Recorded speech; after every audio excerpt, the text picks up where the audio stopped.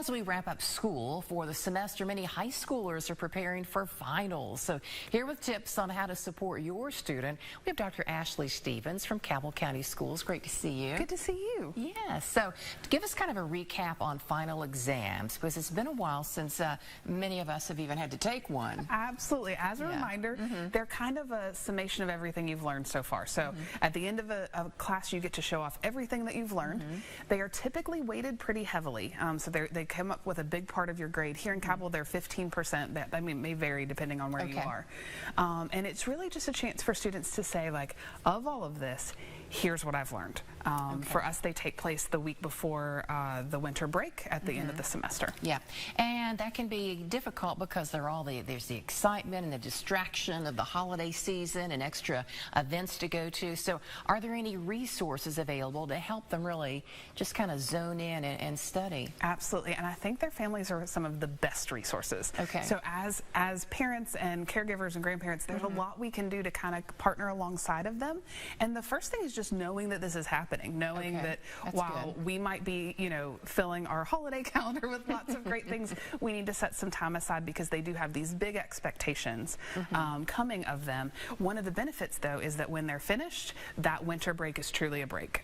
In a lot of districts where the semester ends in January, you're studying or doing final projects or something like that. So help them carve that time out, and also have conversations. I know this is coming up. What do you need? How can I help you? Yeah, because it can be very stressful for them. It absolutely can, but they are ready.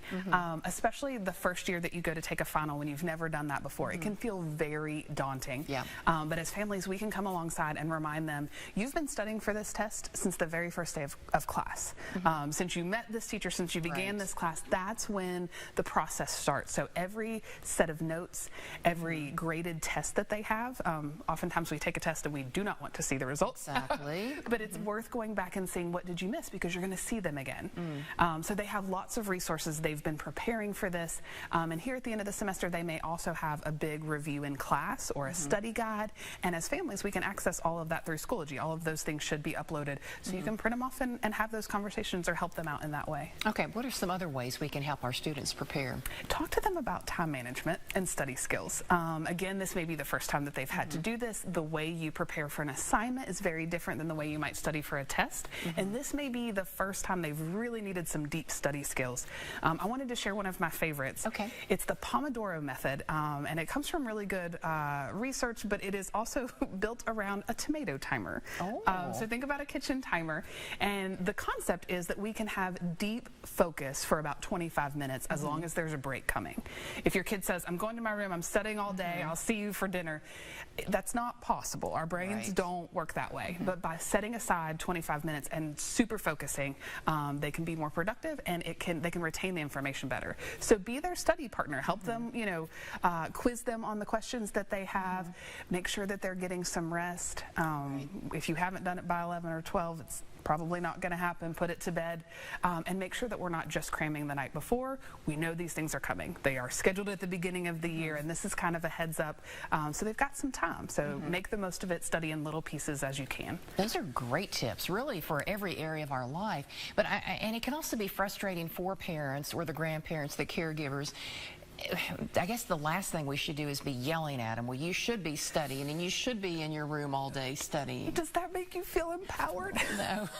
Or especially smart or really ready to tackle a big challenge? It doesn't. You have to be a partner. You have to be encouraging. As frustrating as it can be, because sometimes they want to do everything but. But this is when you kind of build an environment with fewer distractions.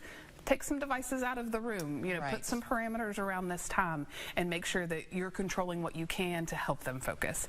Yeah, and I like that time limit, because we all do better. Say, if it's house cleaning or doing our own projects, set a little timer and then, okay, I got to take a little break. So, yeah, naturally that would be a good idea with our students. Absolutely, and sometimes you might need to, put a carrot in that break. Yeah. If we can get through these flashcards and you know them all, we're going to take a break to Starbucks. Or if we can get here, you know, we'll take a walk or whatever it needs to be, just so that there is some change and something to look forward to. I don't think you can get a coffee after every single study session. But you can find something, some kind of incentive. Any other tips or resources? Have them go back to their class, or you log in. That's one of the nice things about having an online learning management system. We can see everything kids can see except for tests. So get in there and see, because there is a very strong possibility that their teachers have created the study guide, and you have no business studying other things if they've given you a study guide, because they're the ones who are in charge of this test. So start with the resources that they're given. If you feel like you have questions, reach out to your teachers, but just set this time aside, be their biggest cheerleaders. They're going to do great. It's just going to require a different kind of effort than maybe they've given before. Exactly, and these are wonderful, simple things we could all be doing a little better, a little more of. Thanks so much. Thank you.